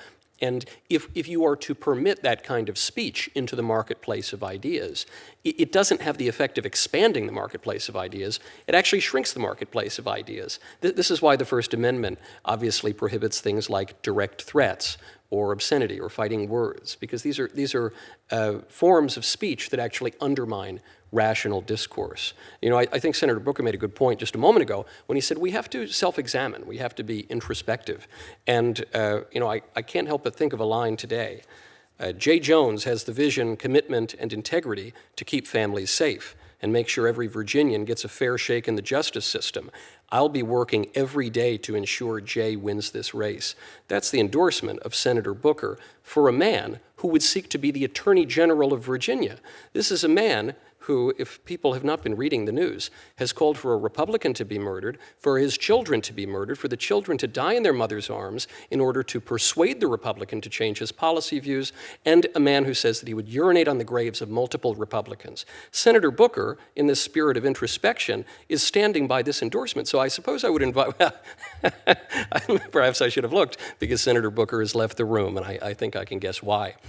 Senator Booker, I think, should practice what he preaches, because this is the kind of moment. You cannot have a professor who wants to teach students and is going to desire to kill half of them. You certainly cannot have law enforcement officers who would engage in this kind of violent rhetoric against half of their constituents. So long as anyone stands by an endorsement such as that, their words are meaningless. They are shedding crocodile tears on the topic of political violence. I find it just so astounding that we have professors that continue to be in classrooms and hold such views as I put on the posters behind me, and that parents are then having to address those issues with their kids. Thank you, Mr. Chairman. Thank you. Senator Padilla. Thank you, Mr. Chairman. I just want to join all of my colleagues in the stance that political violence is never acceptable. It should be denounced at every turn, regardless of where it comes from. We've seen what happens when violence becomes a political tool. It's not protests. It becomes an attack on our very democracy itself, and it strikes at the principle that political change in this country should happen through healthy, rigorous debate and at the ballot box, not through fear or intimidation. And while political violence is rare, its impact is profound. Now, I want to ask a question specifically in the context of threats and intimidation that becomes aimed at public officials, and those are more than just personal attacks. They're attempts to make people too afraid to serve. We've seen that danger spread not just from members of Congress and state officials, local elected officials, but to judges and election workers now too. Now, protecting those who uphold our democratic system should not be controversial. Mr. Braniff, what does current research show about the surge in threats to members of Congress since 2017, and how can Congress strengthen threat assessment capacity without chilling legitimate speech? Thank you, Senator.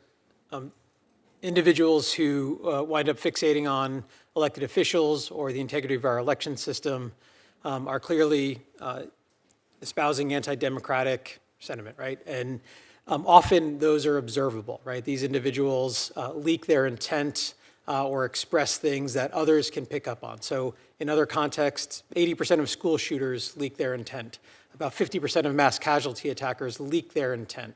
Right? So there's often these indications that someone is starting to self-medicate on the idea of violence. And that's an opportunity to do an intervention. And unfortunately, the U.S. Secret Service is, of course, an exceptional organization when it comes to behavioral threat assessment and management. There are other entities in the U.S. government that still train behavioral threat assessment and management. This is becoming a normal practice across the country. Some states have mandates for behavioral threat assessment and management, but we really need to invest in nationalizing these programs. I don't mean in having one national program, I mean having them scale nationally, ensuring that those individuals are trained, that those programs are resourced so they can operate with fidelity.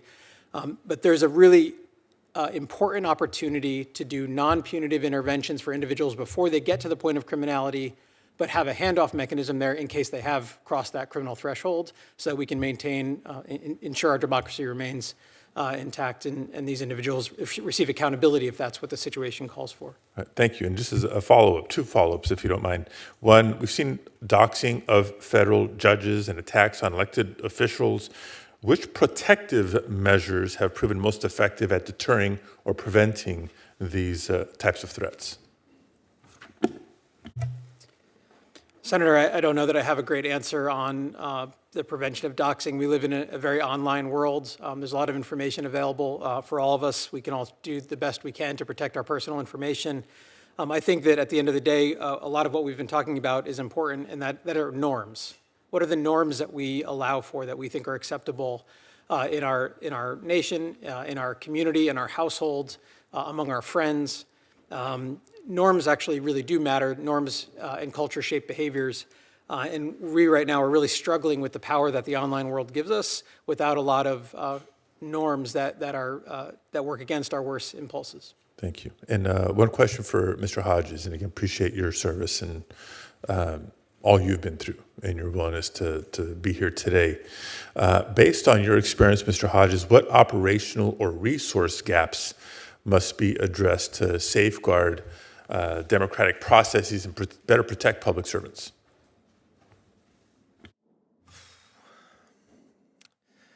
That's an excellent question. I'm just a regular old patrol officer. I'm not in the meetings of management. I don't have the bird's eye view. I don't know. I don't know what resources we can dedicate to to stemming this problem. I believe the other witness here had a great point earlier about intervention. I had never heard of that before from a scholarly point of view, and that sounded very promising. I think that we should look towards funding that if it gets the results that he spoke of. Okay. Thank you. And I know my time is up, Mr. Chairman. I just offer and invite in closing that we as members of the committee, members of the Senate, as an entire body, can do a whole lot of good by leading by example. Thank you. Senator Hawley. Thank you very much, Mr. Chairman. Thanks for calling this hearing on such an important topic. Sadly, it's very, very timely. Mr. Braniff, can I just start with you? Actually, just want to follow up on something you were just saying to Senator Padilla. So I wasn't quite clear from your answer to him. You're anti-doxing or pro-doxing? Anti-doxing, Senator. So, and you were talking about norms, that we're struggling with norms now around the internet and what is public and what not. Did I hear that correctly? Yes, Senator. So what would you say about elected officials who are actively doxing federal law enforcement agents? Senator, I'd say that's problematic behavior. Yeah, I'm glad to hear you say that. Well, let's just be a little more specific. The doxing of ICE agents, the doxing of Border Patrol agents that elected members of Congress have engaged in. Do you think that's a norm that ought to be encouraged? No, Senator. Would you condemn it here today? I condemn anti-democratic behavior that puts individuals at risk when there are alternatives. Well, I'm sorry, what does that mean? Does that mean no, not really, or what? You're saying it's wrong to dox these people or not? Yes, Senator, I'm saying it's wrong to dox individuals instead of using normal order, policy debates, civil discourse, voting to address differences in a democracy. Good. Okay, good. Well, I'm glad to hear to say that. I think that's important. And I think that your point about norms is well taken. But I've been shocked, just on the doxing question, I've been absolutely shocked to see elected members of this body and of the House of Representatives actively advocating for the doxing of federal law enforcement officers and then doing it. Some of them posting information about ICE agents, trying to post their pictures online, trying to post where they live online. I mean, that's unbelievable. And I don't want that to happen to anybody. Judges, sure, but let's start with our federal law enforcement who are out there doing a terrific job and literally putting their lives on the line. I think of our brave police officers, there's some in this room here who currently are not getting paid, by the way. It's the idea that these folks would be doxxed is, I think, just unbelievable. I would plead with my colleagues on the other side of the aisle to stop this. Mr. Knowles, while I've got you here, welcome. Great to have you here. Can we just drill down a little bit on the political violence question and maybe just do even a little more truth-telling? Because I feel like we talk about political violence generally. We talk about violence against conservatives generally, but let's just be real specific. A lot of the violence that we're seeing is actually against people of faith, and more particularly, it's against Christians. Isn't that fair to say? That's certainly fair to say, Senator. I mean, Charlie Kirk, what he said just a month before his death, and I heard it, he said it to me. I mean, Charlie was a friend. I knew him for almost a decade before his assassination. What he said was the legacy he wanted to leave was a legacy of faith. What he wanted to be known for was his faith in Jesus Christ. And I thought he was just incredibly bold about saying that publicly all the time. You know, when he could be talking about politics, and sure, he talked a lot of politics, of course, but what he really talked about was his faith. And you can't tell me that did not play into the reason that he was killed. Let's look at some numbers, though. Here's the Center for Religious Liberty. These are some recent stats. The most recent stats that we have for the year 2024, 415 separately reported instances of acts of violence against churches in the United States. We're talking now about arson, bomb threats, firearm incidents, and shootings, as well as vandalism more broadly. The Biden administration prosecuted about 0 of these particular threats in their time in office. What do you think it says that we're seeing this massive uptick in violence against people of faith, against Christians? I mean, what's the reason for this, do you think? Cardinal Manning wisely observed that all human conflict ultimately is theological. A lot of our big policy debates in recent years have really been anthropological and religious in nature. What is a man? What is a woman? These kinds of questions. And there is no doubt, Senator, that the attacks, widespread and increasing, on churches has been underreported and ignored in some cases entirely. You know, there's been a lot of dispute over where the violence lies, on the left or on the right, and we've observed, now it seems, I think, indisputable that it's mostly on the left, but in earlier years, it has been observed that a lot of incidents just don't appear on the registers. And two of the most prominent that come to my mind recently, the Covenant school shooting, in which a trans-identifying killer massacred Christian children when they were at school, and of course the Annunciation school shooting, another coincidentally trans-identifying shooter killing school children. The fact that these were shootings related to churches, related to faith, is no coincidence at all. And the fact that Charlie Kirk said that what he most wanted to be remembered for was his faith is no coincidence either. He was absolutely right, and that's the heart of the matter. Let me, I'm almost done, Mr. Chairman. I know my time is nearly at an end, but I just want to press on this point. What message do you think it sends, Mr. Knowles, when our own government implicitly encourages this kind of anti-Christian animus? And I'm thinking in particular of the infamous FBI memo in which the Biden DOJ and FBI attempted to recruit informants into Catholic parishes, in particular traditional Latin Mass Catholic parishes. This is our government now effectively telling the world, you know, we think these believers are kind of crazy. I mean, we think they need to be spied on. These people need to be watched. You know, we need informants in the choir. We need them in the pews. We need them at Mass on every Sunday. What kind of a message do you think that sends when our own government is attempting to spy on people of faith and put spies into pews in churches? 4 words, Senator. The message is, don't go to church. And coincidentally, I'm here today to testify about this event at the University of Pittsburgh when Antifa threw an explosive during one of my events. The FBI reached out to me afterward. They asked if I would speak, and I said no, because the story had just come out that the FBI had been infiltrating Catholic parishes under the Biden administration. We know that the DOJ had been prosecuting nuns, had been going after pro-lifers, had been going after Christians broadly, and I couldn't take that risk. A damning fact about how our government has operated and the position of Christians in the United States. I just want to leave everybody in the room and watching this with one more picture of Mark Houck. Speaking of pro-lifers, Mark Houck is a devout Christian who believes in the right to life of every American. Here he is with his beautiful family. Our own government sent an FBI SWAT team to this man's door at 5 in the morning to arrest him with guns drawn in front of his children. He was later acquitted, I might add. They charged him with ridiculous crimes that would amounted to essentially praying in front of an abortion clinic.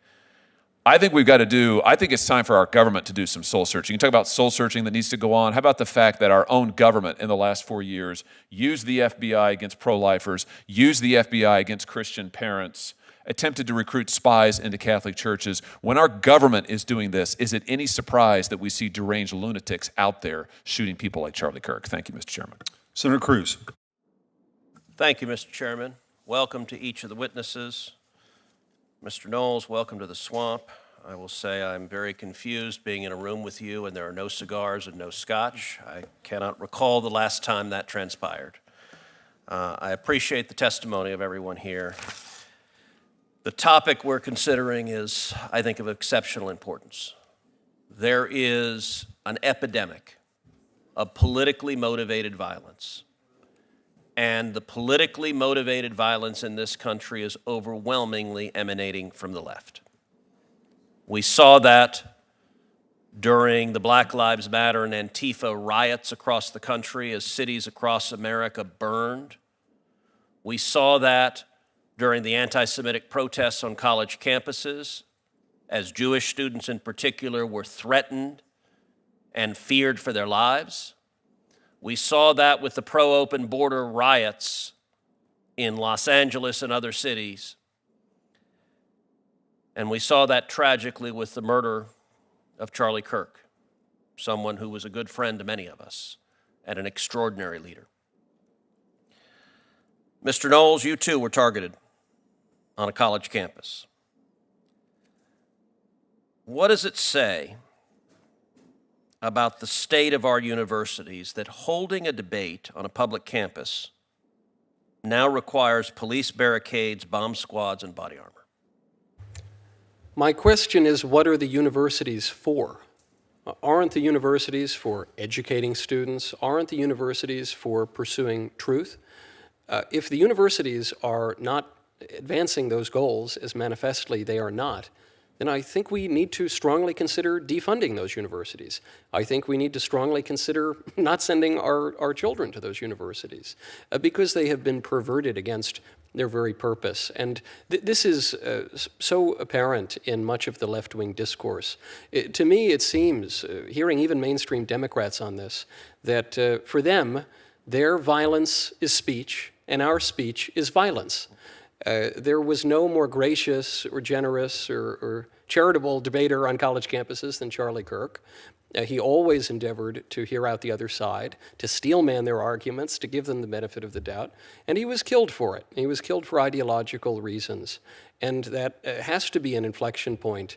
And as far as I'm concerned, if the universities and the political order cannot shore up a healthy marketplace for debate, they're useless. Look, I think you are absolutely right. I think our universities are failing profoundly in that regard. At Columbia University during the anti-Semitic protests, the Orthodox rabbi on campus sent an email to the Jewish students on campus and said, "Do not come to campus because the university cannot and will not protect you." That is a fundamental abdication of their most essential responsibility, which is to protect their students. And Columbia refused to protect them because ideologically they sided with the violent protesters. And let me ask, the attack on your event, was that a spontaneous protest or was it organized, planned, and well-funded?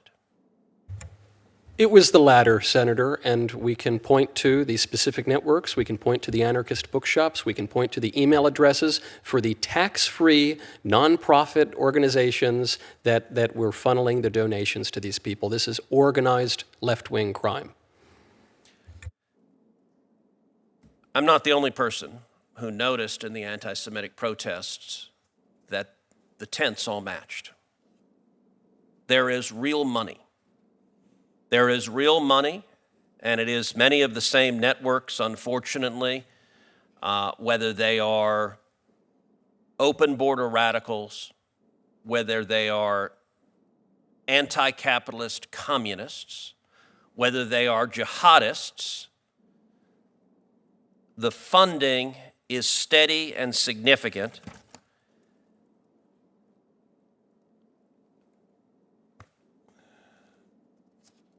Mr. Wolf, in 2020, under your leadership, DHS officers stood on the front lines in Portland, facing more than 100 consecutive nights of siege against the Marco Hatfield Federal Courthouse. Officers were assaulted with commercial-grade fireworks, lasers, and Molotov cocktails. Were those random outbursts, or were they coordinated, resourced operations with strategy, logistics, and financing behind them? Oh, without a doubt, Senator, they were coordinated. I had the chance to visit Portland during the middle of that 100-day period, and from the Hatfield Courthouse where I was, you could see into the park below tents, a lot of them, a lot of tents. And I asked my federal officers at the time, what's in the tents? They said, well, we don't know. We can't go over there. The Portland police won't help us understand what's going on over there. We eventually sent an undercover agent there, and his response was, it's weapons, it's munitions, it's a variety of different things that get resupplied almost on a daily basis. Wow. So yes, organized.